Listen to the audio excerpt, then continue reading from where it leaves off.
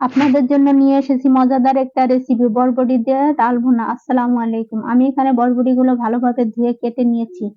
কেটে আমি হলুদ গুঁড়া, মরিচ গুঁড়া, লবণ মেখে আমি কড়াইতে তেল দিয়ে ভেজে নিব।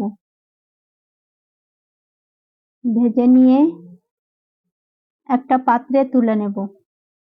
এখানে আমি পেঁয়াজ অ্যাড করব। পেঁয়াজগুলো ভালোভাবে ভেজে বাদামি রং হওয়া পর্যন্ত আমি অনবরত নাড়তে থাকবো, যাতে করে আমার পেঁয়াজগুলো পুড়ে না যায়। এখানে আমি ডাল অ্যাড করে দেব।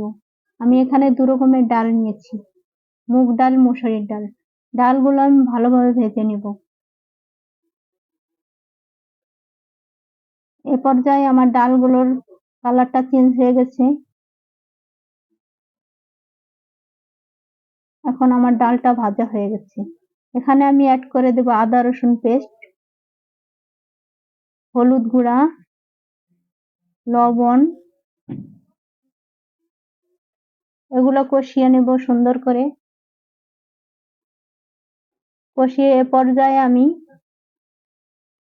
এই ডালগুলো মিশিয়ে নেব। ডালগুলো মিশিয়ে ভালোভাবে আমি ভাজতে থাকবো। ডালগুলো ভালোভাবে ভেজে এ পর্যায়ে আমি অ্যাড করে দেব পানি। আমি এ পরিমাণ পানি দিব যে আমার ডালটা সিদ্ধ হয়ে যায়।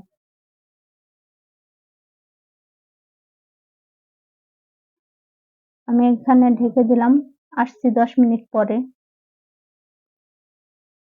এখন আমি ওই বরবটিগুলো মিশিয়ে নেব আমার ডালের সাথে। দেখতে পাচ্ছেন আমার ডালটার কালারটা কত সুন্দর হয়েছে, কি ইয়ামি হয়েছে দেখছেন? খুব সুন্দর হয়েছে, তেল ভেসে উঠছে। এভাবে আপনারা রান্না করে খেতে পারেন ভাত, রুটি, পরোটা দিয়ে। অনেক মজাদার হয়েছে, সুস্বাদু। খেয়ে দেখতে পারেন।